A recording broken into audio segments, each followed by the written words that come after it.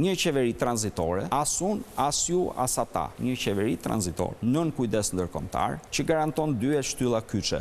Njëra shtyllë kyçe është mos mbroj me petkun e politikanit kur të kërkon drejtësia, dhe tjetra shtyllë kyçe zgjedh lira dhe të ndershme. Pse? Nëse zgjedhjet janë të lira dhe të ndershme, ju votoni këtë doni, partin që doni, liderin që doni, programin që keni qef, njerëzit që ju përfaqësojnë, si pëlqen ky, pëlqen ai. S'jeni ju të detyruar të votoni dikë apo dikë tjetër. Dhe kjo e zgjidh çështjen.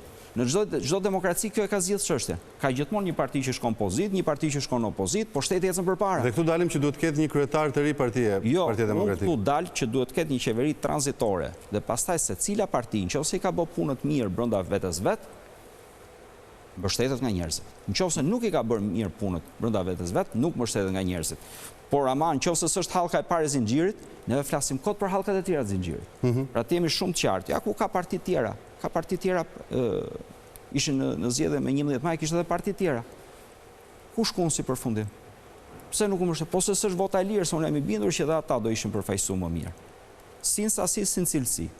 Ja ku kemi neve Kosovën, e pleksion e demokracie Kosova, 4 palë zgjedhje ka bë vitin e kaluar. S'ka asnjë lloj kontestimi. Askush nuk ka thënë zgjedhjet ishin pa drejta. Dhe në fund fare prodhon një parlament shumë më cilësor se sa parlamenti jonë.